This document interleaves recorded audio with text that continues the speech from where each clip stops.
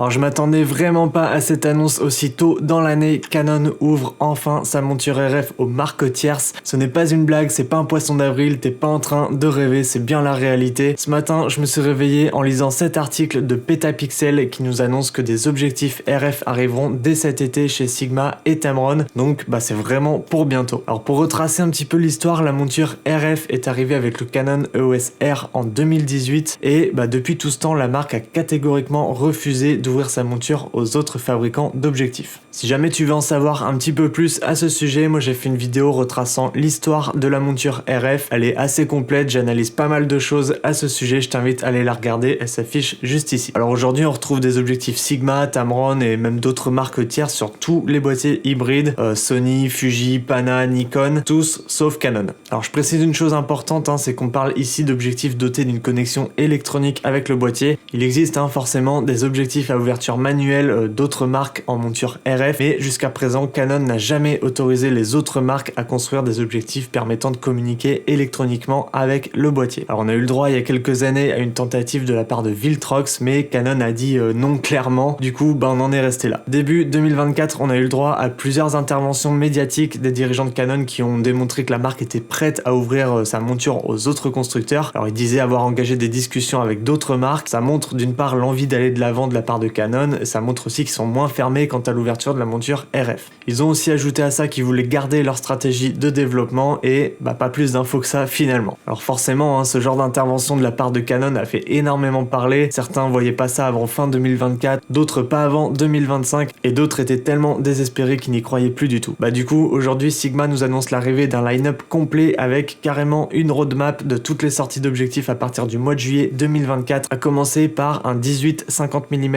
f2.8 DC-DN Contemporary. Alors suite à ça, s'en suivront un 10-18 mm f2.8, un 16, un 23, un 30 et un 56 f1.4. Enfin, du f1.4 chez Canon, il faut attendre l'ouverture aux autres marques pour pouvoir en avoir. Et il faut savoir une chose aussi, c'est que tous ces objectifs sont en monture APS-C, donc aucune focale plein format pour l'instant. Chez Tamron, c'est la même chose, mais les sorties sont un petit peu plus timides, j'ai l'impression. On dirait que la relation entre Sigma et Canon est un petit peu plus avancée qu'avec Tamron. En tout cas, chez Tamron, on aura le droit à un 11-20 mm f2.8 pour APS-C, ce qui nous offrira pas mal de possibilités en courte focale à des prix abordables. Et du coup, moi je dirais que c'est le seul avantage que Canon a d'ouvrir sa monture en dernier, c'est que tous ces objectifs sont déjà sortis chez les autres marques, donc on connaît déjà les prix. Chez Sigma par exemple, on pourra s'équiper en objectif à f1.4 à moins de 500 €, car c'est ce qu'on trouve chez les autres marques, et le 11-20 mm chez Tamron se trouve aux alentours de 700-800 €. Quant au 18-50 et au 10-18, si jamais la marque s'aligne aux autres montures, on les trouvera respectivement à 549 et 749 €. Alors jusqu'à présent, on peut pas vraiment dire que Canon a redoublé d'efforts afin de proposer des objectifs APS-C à grande ouverture, donc